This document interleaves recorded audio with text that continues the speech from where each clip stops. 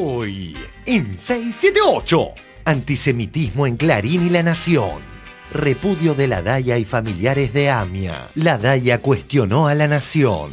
La Daya señaló que la comunidad judía argentina observa con preocupación la utilización por parte de Carlos Pagni de la ascendencia rabínica del actual viceministro de Economía. La estafa de Clarín a los jubilados y lo que nadie pregunta. Se complica la situación de Pagliaro y de Aranda, los directivos de Clarín. ¿Qué le pareció la noticia esta que pudimos encontrar en estos días respecto de que se cayó el secreto fiscal de la causa que investigaba a Aranda y a Pagliaro? No tengo la menor idea de lo que me estás hablando. No tengo la de las menor cosas de Clarín tiene idea. No sé, yo no sé, ni sé de qué me estás hablando. Ni sé de qué me estás hablando. Pero nos llama la atención que cada vez que hablamos de algún tema que tiene que ver con Clarín, los directivos de Clarín y demás, nadie sabe nada, o no, o porque no sale en Clarín, o porque es la consecuencia. Ustedes quieren hablar de eso y en consecuencia a nosotros nos molesta que nos indiquen la agenda. No la queremos ni con los jubilados esto. Ni la de Clarín ni la del gobierno. Esto tiene que ver con los jubilados. Ah, porque la causa tiene que ver, no tengo idea. No sé por qué tiene que ver con los jubilados. Quiero preguntarle si está al tanto. No, lo desconozco al tema. Es tema también de una pelea de ustedes con el grupo Clarín. Tiene que ver con los jubilados igual esto, 500 millones de pesos. Bueno, yo no sé cómo es. Pero bueno, no lo conozco el tema en particular y los temas de ustedes, la pelea con el grupo Clarín, bueno, un tema de ustedes. No, pero no es nuestro, es como le decía recién. Bueno, es que no lo conozco, flaco. El traspaso de los subtes y dos fallidos reveladores. Señora Presidenta, o háganse cargo de la ciudad, de la seguridad de la ciudad como corresponde, o háganse cargo de la ciudad, de la seguridad de la ciudad como corresponde. Nuestro objetivo es mejorar el servicio a la gente. Tiene que haber un plan de cómo se van a hacer las obras. Todas las obras nuevas de acá en más son responsabilidad del gobierno nacional, de la ciudad nuestro. Son responsabilidad del gobierno nacional, de la ciudad nuestro. No pedimos un solo peso para eso. La reforma del Banco Central. Ya están diciendo cosas que son falacias. Se dicen cosas para meterle miedo a la gente. La caja. Lo que hace el gobierno es apropiarse aún más de la caja del Banco Central porque el presupuesto no le alcanza. Estos señores no querían que se paguen la deuda externa con reservas porque querían que volvamos a endeudarnos. Programa corto, apertura corta. Sin buenas noticias, sin el 678 y con un solo clipcito. ¡Qué tul! ¡Qué suerte que te vi!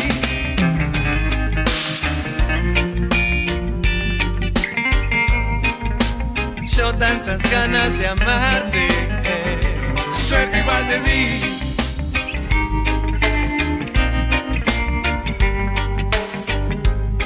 Me cayó la ficha de quién sos.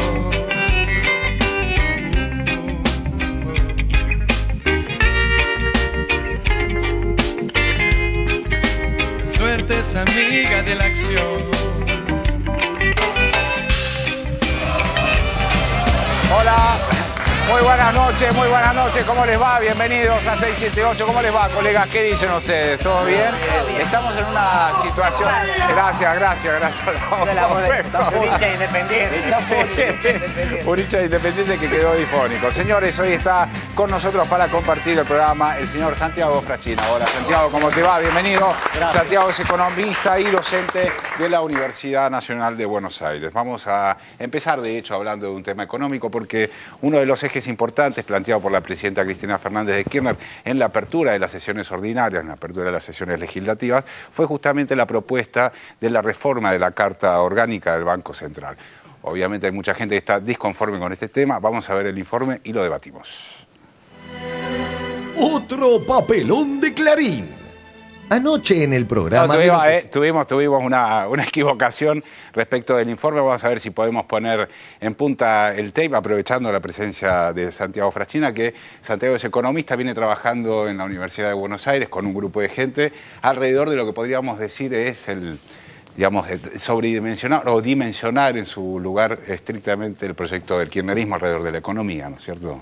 Exacto. El tema, yo lo defino así, la reforma a la Carta Orgánica lo que viene a hacer es institucionalizar el fin del neoliberalismo.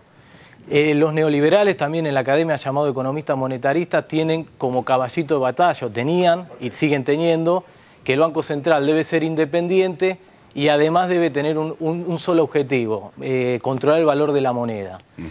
Y la realidad es que lo que está detrás de eso, el objetivo central de eso, que es la filosofía del neoliberalismo, es quitarle siempre instrumentos de política económica a los estados. Si uno va a Grecia, y esto es lo que está demostrando ahora, es justamente eso. El Estado griego no tiene posibilidad de hacer política económica porque no tiene instrumentos, no tiene moneda, no tiene banco central, no puede hacer política comercial. Entonces le sacan instrumentos de política económica al Estado para que el Estado no pueda intervenir y que en definitiva la economía la termina manejando los grupos económicos. Muy bien, informe entonces sobre la situación del Banco Central.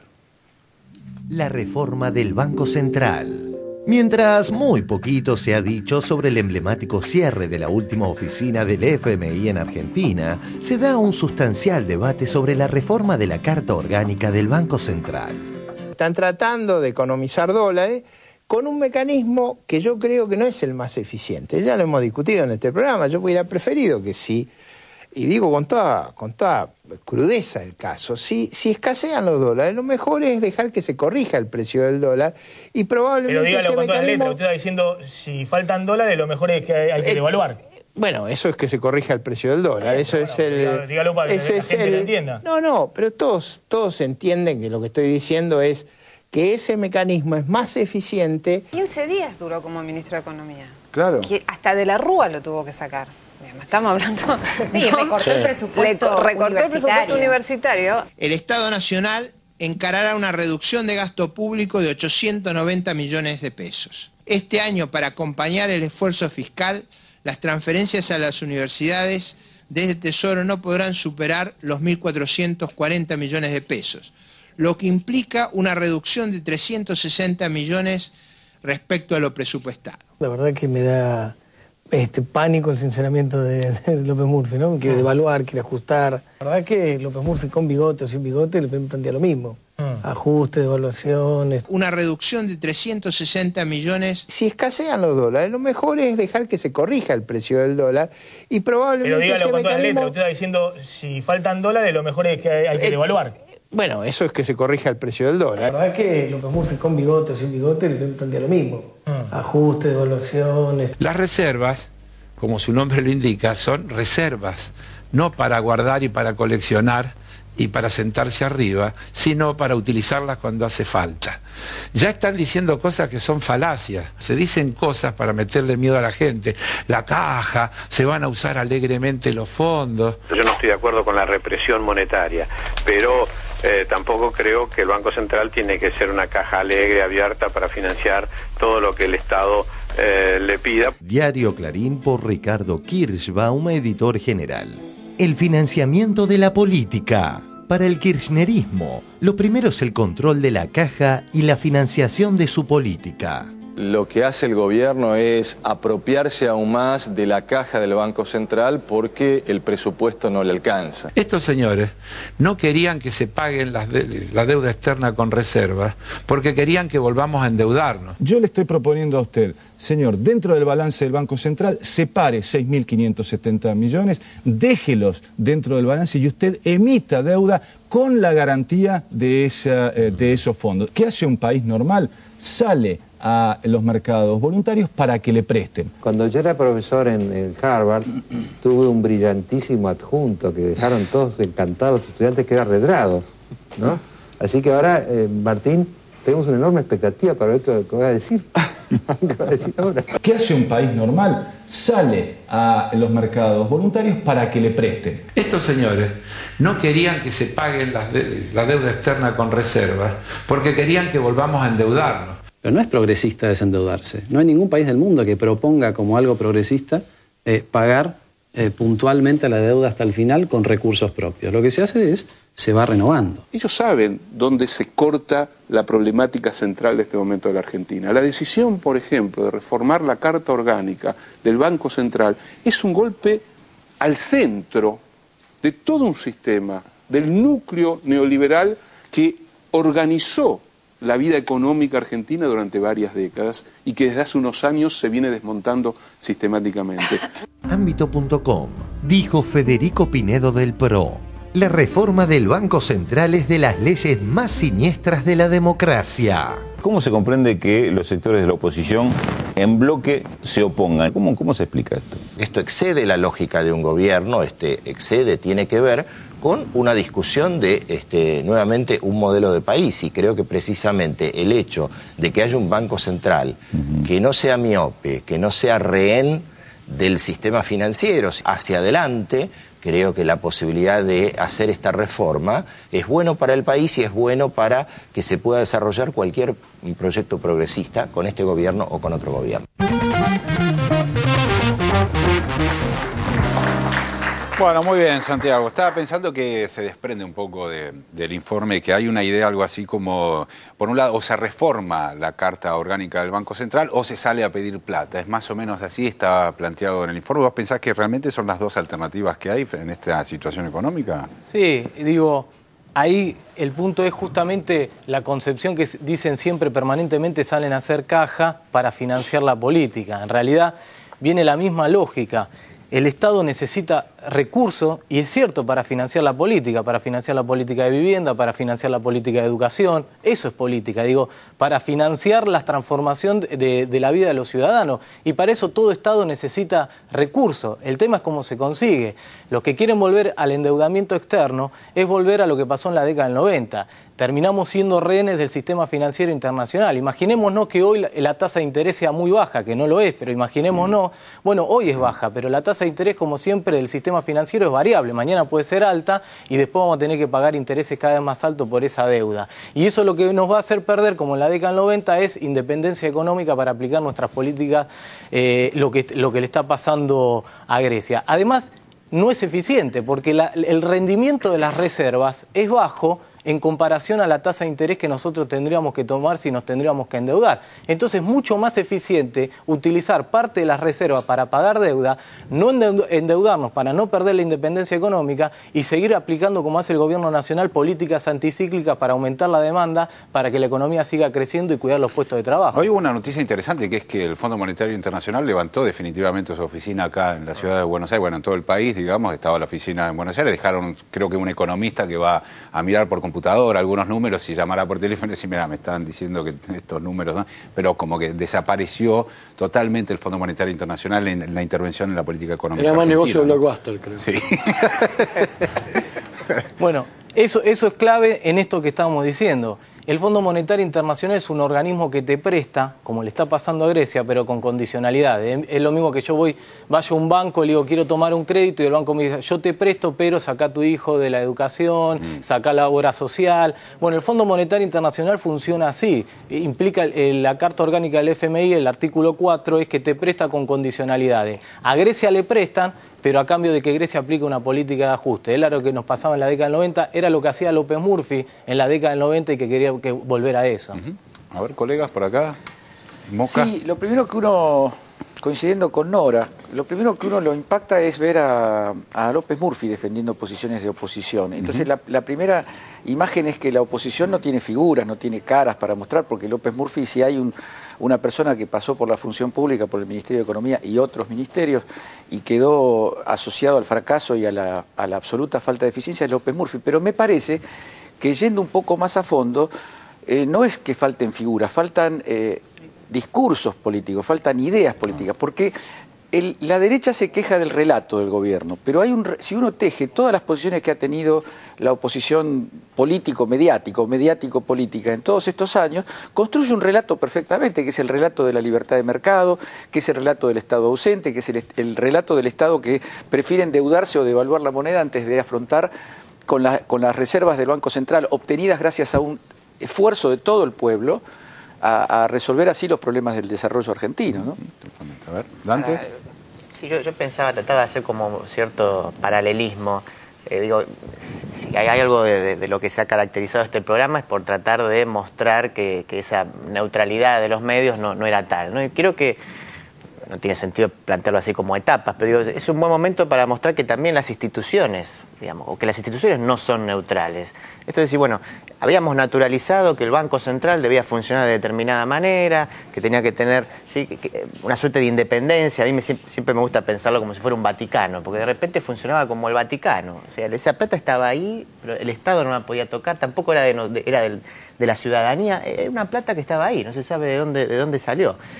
Digo, es un buen momento también que creo cuando Cristina habla de institucionalizar las transformaciones, tiene que ver con eso, es decir, que las instituciones no son neutrales, son históricas, son concretas, se fueron creando en determinado momento, responden a determinados modelos, ¿no? Y así que me parece que digo, por eso también digo, Pinedo está tan enloquecido, diciendo, claro. ¿no? Como es la gran transformación, ¿no? Claro, y habían dijo la presidenta, dejaron al Banco Central sin poder de intervención en la economía. Y dijo, ese poder a algún lugar fue, dijo la presidenta, a algún lugar va. Y está claramente, y a mí me parece eso como un síntoma también interesante de la política económica, es que haga síntoma en discursos esa problemática o esa tensión que hay alrededor de la discusión en la economía, ¿no? Hubo una situación, el 2 de marzo de este año, las dos tapas de Clarín y de La Nación fueron para lugares completamente diferentes.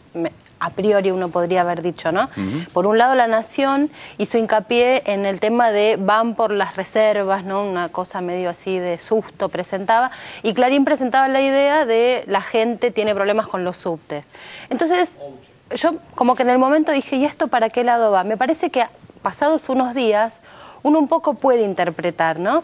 Primero, este discurso de la economía supuestamente neutral, que tiene todo un modo de ser dicho, que forma parte de un relato de la derecha, esto de la represión monetaria no, la corrección del dólar, corregir el déficit excesivo, el gasto público, el modo de nombrar todo eso es un modo de no decir las palabras que en realidad son, que es ajuste. Y por el otro lado, o sea, que se oculta como una parte. Y por otro lado, relacionando esto con la cobertura que decía al principio, yo dije, claro, acá hay una forma en que están presentando la situación que es, cuando se meten con el Banco Central, los K, digamos, se meten con lo último que le queda a este modo de contar la economía. Este modo de contar la economía alejada de la política, ¿no? Que es, como decía antes, como una cosa de Vaticano, es lo último que queda a esa derecha que relata. Y por otro lado, sacarle todo el conflicto político, contar cómo son las cosas y pensar simplemente en la gente como rehén, que no tiene nada que ver con la política. Me parece que es una construcción perfecta que, bueno, termina con, supongo yo, terminará ya con esta reforma, pero me parece que es como un esquema que está presentado desde hace un tiempo y que ahora empieza a romperse del todo. Santiago. Sí, yo 2 puntos. Comparto con Pinedo que la reforma a la Carta Orgánica es una de las peores leyes de la democracia, la reforma del año 92. Claro. Porque eso lo que hacía era sacarle soberanía monetaria al Estado Nacional y le sacaba una posibilidad de hacer política económica. Y el otro punto es, el Banco Central nunca es independiente, en los 90 no era independiente del Estado, pero no era independiente de los grupos económicos y del sistema financiero. Vamos a cambiar de tema, pasamos al siguiente informe, tiene que ver con las repercusiones de las notas de Pepe Pagni. Dale, lo vemos. Clarín y La Nación. Complicidad con el genocidio y antisemitismo. Hoy, igual que ayer. En su obsesión por embestir contra la participación de los jóvenes en la política, los voceros de Mañeto, Noble, Mitre y Zaguier no advierten que sus argumentaciones son casi un calco de las que utilizaban los genocidas, de quienes precisamente los diarios dominantes eran cómplices. El análisis que realizó anoche en 678 Ricardo Forster fue brillante. El artículo sobre Axel Kicillof es un ABC del manual del antisemita. Tapa del diario La Nación del lunes 12 de marzo por Carlos Pagni. Axel Kicillof, el marxista que desplazó a Vudú, hijo de un psicoanalista, bisnieto de un legendario rabino llegado de Odessa. La genealogía de Kicillof parece ser una sucesión de dogmáticas. Esta biografía, Axel Kicillof, hijo de psicoanalista, ciencia judía, bisnieto de un legendario. ¿Legendario por qué? Porque hace triquiñuelas, engaña, que viene rabino, que viene de Odessa, una ciudad un tanto mítica, mezclada de judíos y también de una pista nazi por allí. Y Axel Kicillof, que es, por lo tanto, marxista y que lleva en sus genes ciencia judía, todo ese mundo de oscuridades judías, ruso, judío, marxista, montonero. Era bisnieto de un rabino que había venido de Odessa, seguramente en algún pogrom zarista o bolchevique, no sé qué, pero le sentí un cierto tufillo antisemita, ¿no? Una cosa de la derecha argentina siempre fue medio antisemita, ¿no? La Legión Cívica y toda esa gente. Sí, un tufillo, ¿no? Así medio, además de macartos, las tienen todas, no les falta nada realmente, pero bueno. A ver, Pani tiene una cierta sutileza. Llega al límite y no pronuncia ciertas palabras impronunciables. Lo dice de refilón, de costado. El otro personaje es el típico personaje de esa derecha del 74, 75, vinculado seguramente, no él, pero sí ese discurso al lópezreguismo, a la AAA. Diario Clarín del lunes 2 de marzo por Osvaldo Pepe, secretario de redacción. Los imberbes de Aerolíneas. Aerolíneas está en manos de la Cámpora. La emblemática compañía es la gran caja de la agrupación juvenil que, como pocas, refleja el espíritu vivo del kirchnerismo cristinista. Muchos de ellos son hijos o familiares de militantes montoneros. Los identifica el mismo gen que a sus padres. Los genes, genetismo, biologismo puro, herencia. Ya el texto bíblico decía que los hijos no pagarán por sus padres. Estos que se definen cristianos ni siquiera leen y han leído la Biblia. Los genes, hijos de montoneros. El mismo gen. ¿Qué es esto de que alguien nace predeterminado por...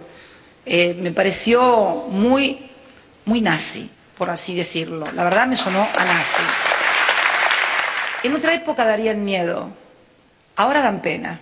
Esta nueva versión de la Juventud Maravillosa, capítulo 2, podría decirse que encarna una soberbia desarmada. No matan, adoctrinan a jóvenes incautos y los intoxican con una falsa épica. Dijo, no matan. No matan. No se querrán que maten a alguien, no matan. Cuando uno dice no matan, está clarísimo, lo tomó al vuelo, Cristina. Están pensando en la muerte. Están pensando en el hecho de matar, porque ellos, si pudiesen, matarían.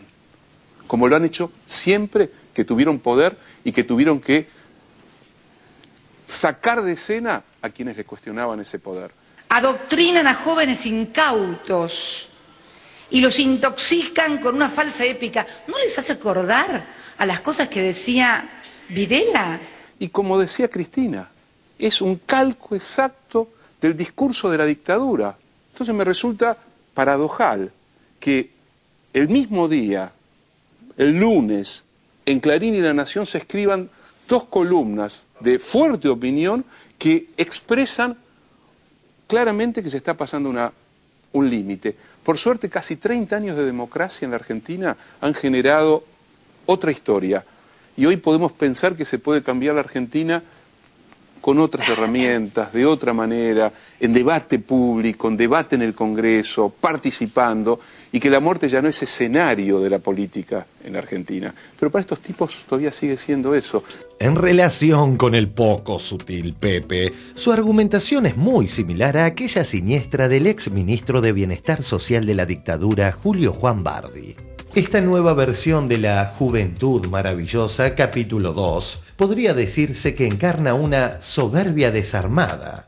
No matan, adoctrinan a jóvenes incautos y los intoxican con una falsa épica. ¿De qué estrato social provendrían los adolescentes drogadictos?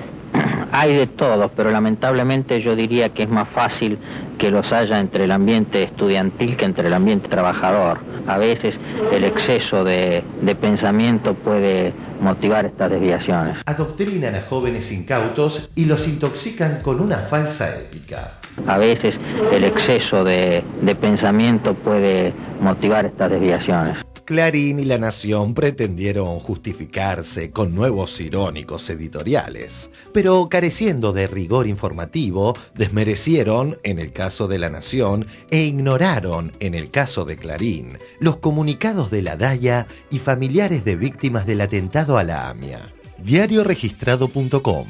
La DAIA cuestionó a La Nación. La DAIA señaló que la comunidad judía argentina observa con preocupación la utilización por parte de Carlos Pagni de la ascendencia rabínica del actual viceministro de Economía. El artículo de Carlos Pagni aparecido el día lunes en el matutino La Nación, referido al parentesco rabínico de Kicillof, aparece como mínimo equívoco o partícipe de un posible desliz discriminatorio. Nosotros hicimos sentir nuestra preocupación, nuestro dolor, nuestra indignación por este hecho realmente descalificable. Yo puedo entender que una persona puede tener diferencias políticas o lo que fuere, pero de ahí a utilizar la ascendencia judía, su ascendencia de parentesco rabínico, todo eso realmente no habla bien de esta persona. Y no estamos hablando de cualquiera, estamos hablando de un periodista de calificar como judío y como pariente de rabinos. Esto es lo que nos indigna. Pregunta final. ¿No es hermoso el cuadro de Perón y Eva que está detrás de la bellísima mujer que habla?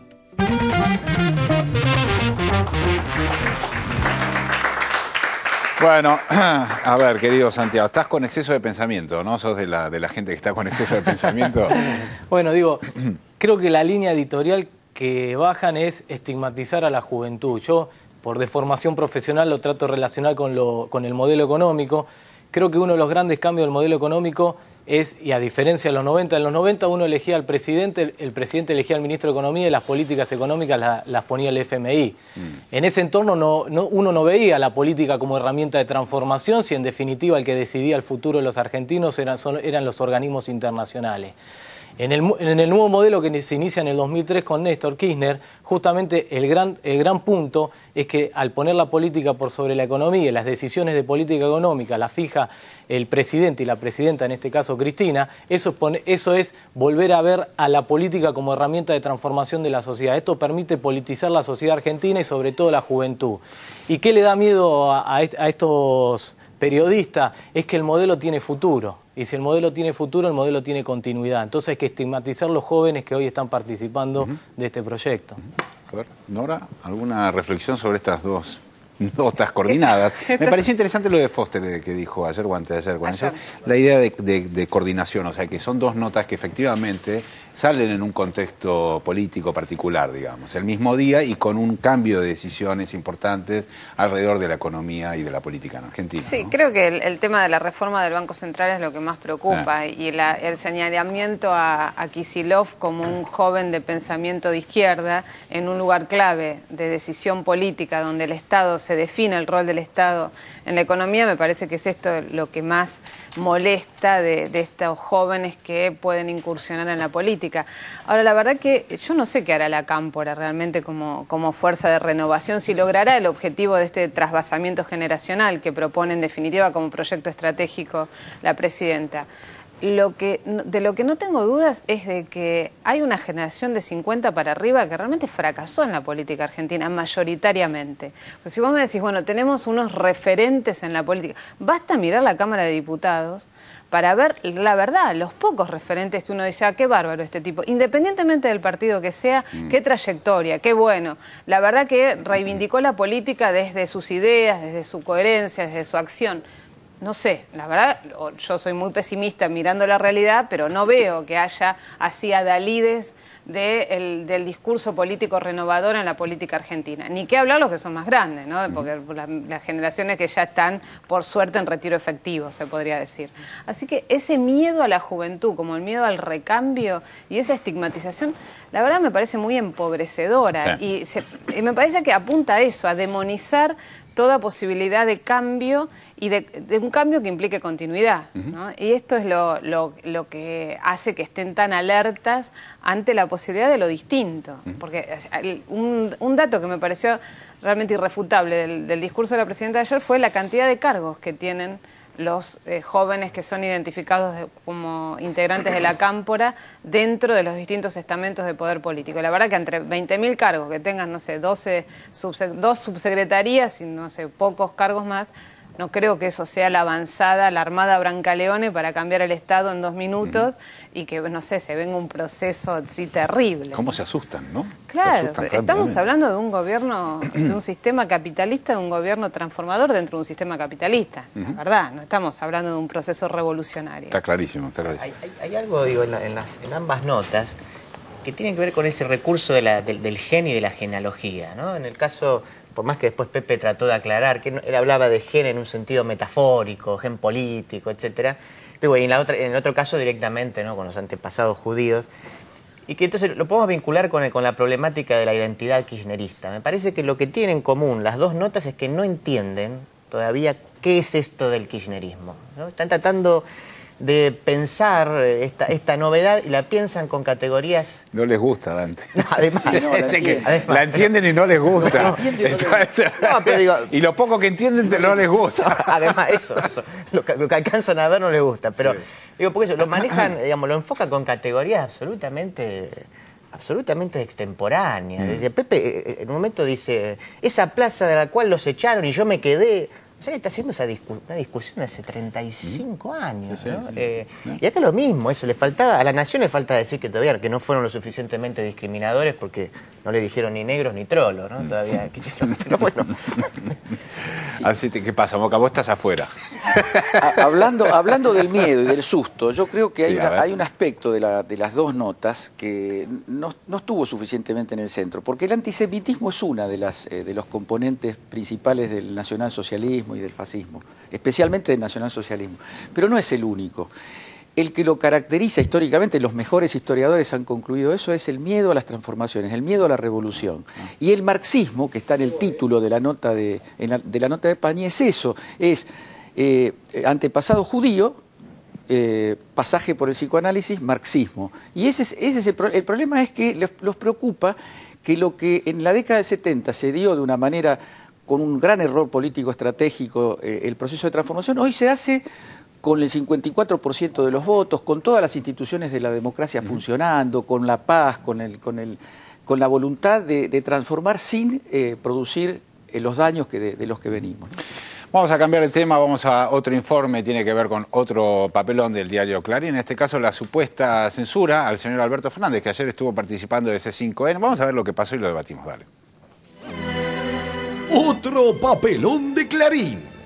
Anoche en el programa del opositor Marcelo Longobardi en el canal opositor C5N fue entrevistado el opositor Alberto Fernández. El ciclo se pasó unos minutos del horario pautado y fue levantado del aire tras un buen rato de entrevista. ¿No son merecedores los que escriben esos artículos de semejantes calificativos? Claro. No son merecedores. O sea, ¿usted cree entonces que lo que pasó acá, volviendo al razonamiento inicial que no me quiero perder, es que de repente nos encontramos con...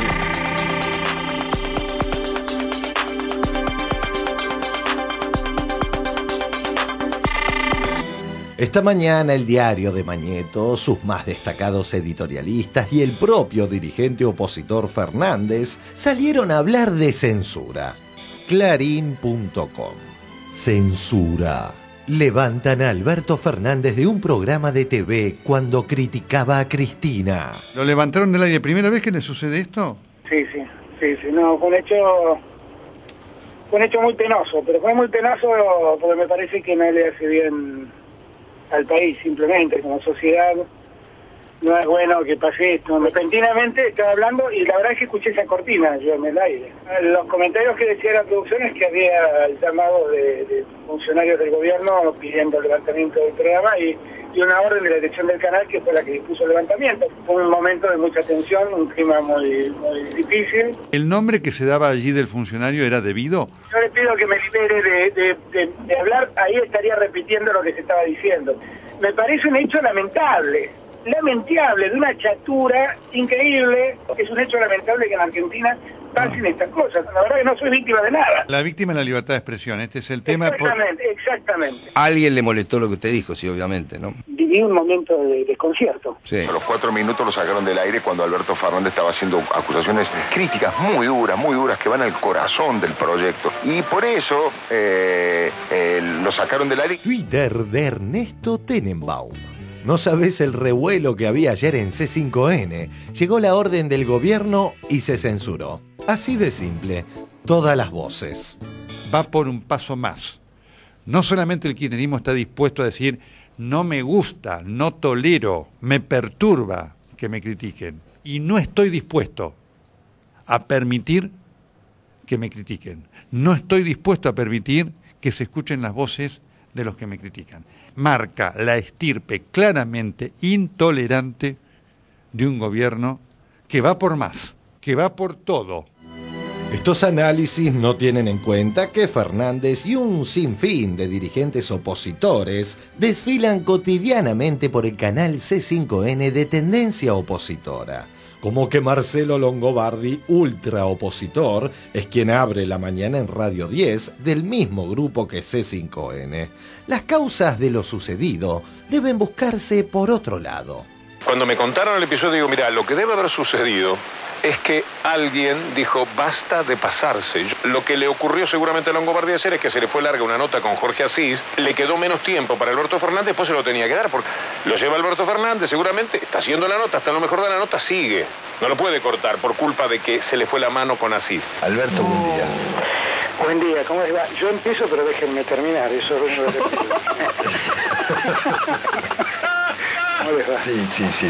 Alberto, buen día, ¿cómo le va? Buen día, Daniel, ¿cómo andamos? Quisiera expresarle mis disculpas porque acá las reglas son demasiado estrictas a veces, pero bueno, creo que la radio y la tele han hecho una marca de que la puntualidad se cumple. Y ayer reconozco, cuando esta mañana vi el tape, que le hayan sacado así del aire, por más que se hayan pasado, ¿cuántos eran? 1, 2, 3, 7 minutos. La verdad es una situación difícil, eso es una situación ingrata, tengo que ser franco, pero nunca me sentí censurado por ustedes. De hecho, cuando vi la situación, lo único que sentí es que tal vez ustedes también eran víctimas de otra presión. El día que Alberto Fernández esté censurado en alguna de estas radios o en alguno de estos medios que tengo el gusto de dirigir, ese día preferiría ya no trabajar más en esta profesión, Alberto. Como cierre desde el ultraoficialista 678, les regalamos un festival del opositor Alberto Fernández en el opositor C5N, criticando al gobierno de Cristina. Es un mundo maniqueo que divide al país entre los buenos y los malos. Entonces, claro, el que no acompaña el proyecto se convierte en malo. El tema de la crisis internacional debe llamarnos la atención porque no estamos tan blindados como decíamos. Esto es jurídicamente un disparate mayúsculo. Siempre suelo decir, miren, a ver, ¿a quién le damos la razón? ¿Al INDEC? La Argentina en materia inflacionaria es un alcohólico recuperado. Y lo que está pasando hace 2 años es que nos están sirviendo vino. Si yo estuviera en el lugar de ella, buscaría a alguien que tenga experiencia. Y este es un sistema de exclusión. Este sistema de exclusión de gente no era el sistema que habíamos previsto con Kirchner. Bueno, muy bien. Es bastante impresionante lo que pasa, ¿no? Lo que pasó, digamos, con esta sobredimensión del tema. Algo así como, vienen por todo y en realidad había una discusión de 4 o 5 minutos, ¿no? Es como absurdo estar todo un día, digamos, trabajando sobre un tema de esta naturaleza. Y aparte tiene más rebote, si hubiese sido muy torpe haberlo censurado, primero está mal, claramente, pero tuvo más rebote de esta manera que si hubiese terminado de decir lo que quería decir, que lo van a invitar, creo, la semana próxima. Pero aparte, digo, hay mala fe, porque la aclaración sale en el intervalo entre el programa del Negro Oro y el de Longobardi. Digo, Tenenbaum ya lo sabía, esto que fue a las 9, a las 10 de la mañana, ya estaba la aclaración. Clarín siguió con el título online, por lo menos hasta hace un rato, sí, no sé si sigue ahora. O sea que digo, hay mala fe o en todo caso es mala forma de ejercer el periodismo. A ver, Santiago. Sí, además es raro que en un país que supuestamente haya censura, el censurado salga a denunciarlo en los medios de comunicación. Si hay censura, claro, no sale nunca en los medios de comunicación. No podría salir a denunciarlo en los medios de comunicación. Por eso me parece rarísimo. Y si fuera por eso, digo, el TN no tendría ningún programa si hubiera censura, por todo lo crítico que es TN al gobierno nacional. Y por último, me parece, estoy convencido que de la instauración de la democracia, este es el gobierno que más ha hecho para la democratización de los medios de comunicación. Sí, y el censurado habló con el medio y habló con el dueño del medio y habló con el periodista. O sea, yo no sé qué están hablando. La sensación de ser censurado es una de los pocos recursos que le quedan a Alberto Fernández para tener alguna importancia política, me parece a mí. Porque digo, acá hablan todos, todos todo el tiempo. Si uno hoy mismo, en este mismo momento, hace un zapping, está escuchando todo el mosaico de la oposición.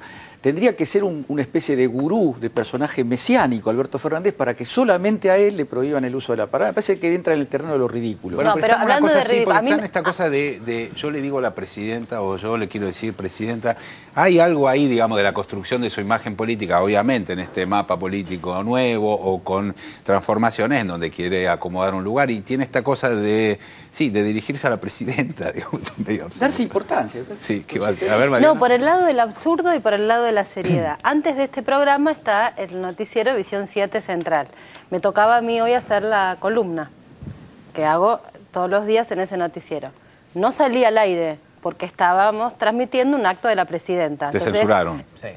Vamos a leerlo así. Sí. Digo, es la misma línea de pensamiento. O sea, un canal decide modificar su programación por horario, porque hay un acto de mayor relevancia informativa, por lo que sea, y lo que tienen pensado se levanta. Entonces yo no pude salir hace un rato, es la misma, y lo serio es que a Clarín la justicia sí le dijo que tenía que retractarse por una nota que ella titulada La fábrica de hijos, y eso sí es la justicia interviniendo sobre una cuestión editorial, y eso no es censura, es poner las cosas con claridad sin discriminar, o sea, las cosas en cada lugar, ¿no? ¿Te puedo hacer un comentario? Porque la verdad que... Dale. No sé. Que sea serio el comentario, por favor. No sé si me... Últimamente no la está discusionando. Porque, no sé... Son las malas compañías. Deben ser las malas compañías, decís vos. No, porque veía todo esto, ¿no? La verdad que si hay algo que hay... Todos dirigentes que pertenecieron al kirchnerismo, que se fueron enojados con el kirchnerismo, como es el caso de Alberto Fernández, que estuvo 8 años o más en el gobierno kirchnerista, dicen lo que quieren, donde quieren, y me parece bárbaro, me parece que debe ser, que no hay ningún elogio, no hay que hacer ningún elogio porque esto suceda, es lo que debe suceder, es como decir a alguien, felicitarlo porque es honesto, es lo menos que puede ser si vas a estar en un cargo público. Ahora, escucharlo a Haddad decir que si censuraban a Alberto Fernández, él se retiraba de la actividad periodística, a mí me genera muchas contradicciones. Sí. Vamos a dejarlo ahí.